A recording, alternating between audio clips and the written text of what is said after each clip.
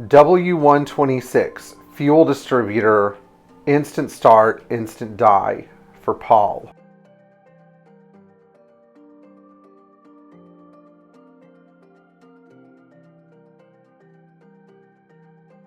Okay, well, today we're going to answer some questions from our Patreon. So, Paul writes me and says he has a 126 300 SE and he's recently replaced the fuel distributor. Paul does not specify if it's a new or used unit, but we're going to assume it's a used unit, which is a temporary fix. And he is wondering why the car will start, but then it'll die almost instantly. So let's dive into this and see where our issue could be. First of all, depending on what the ambient temperature is outside, the only reason the car might be starting is because the cold start injector is activating and giving the engine some fuel, but not enough to sustain running. So therefore, we have to assume that the fuel distributor is not delivering any fuel at all. Now, the best way to diagnose whether or not our fuel distributor is delivering fuel is to go to the fuel pump relay socket, which is in between the second firewall. There are going to be two relays there. Now, your car, Paul, has an MAS relay, unless, well, actually, wait, no, it's a 90. Would it have an MAS?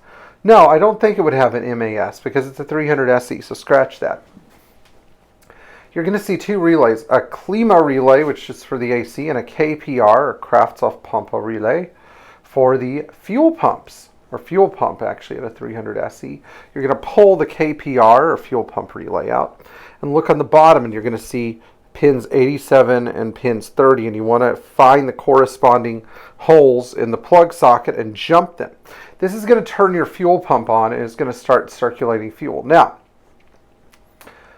right before you turn it on, crack the 6 12 millimeter fuel line fittings, undo them about 2 to 3 turns, and see if fuel is delivered from those little ports. If you're not getting fuel, gently start deflecting the airflow meter plate and see if they deliver fuel.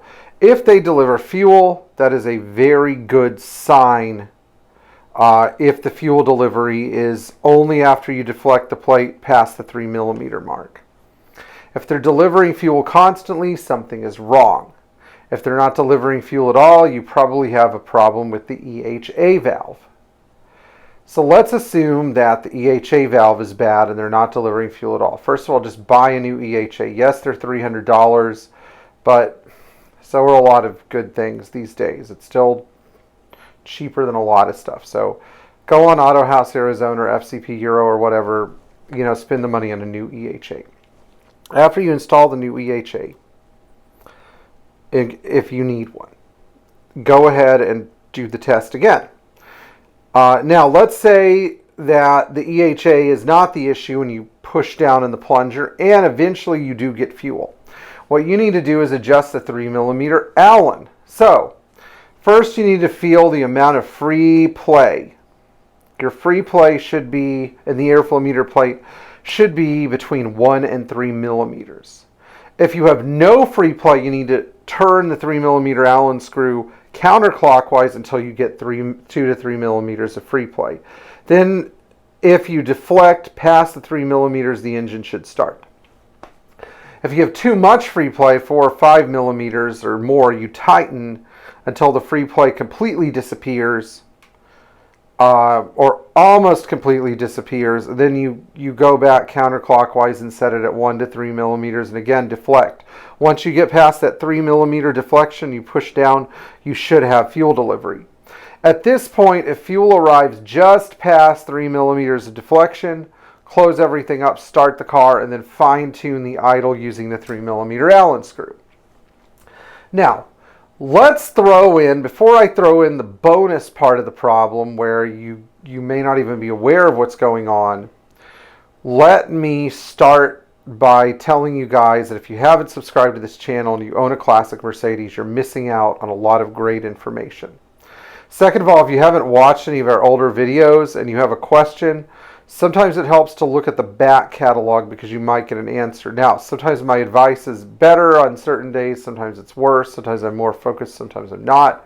So if you don't see an answer to your question, you can just join our Patreon, and then I will help you as much as I possibly can to try to get your issue resolved.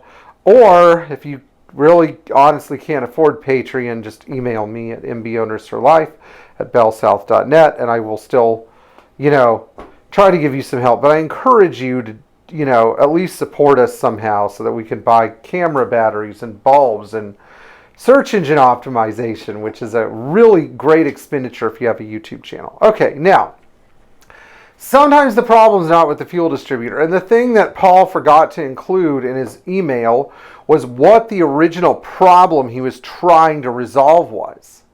And in this case, there are two potential causes.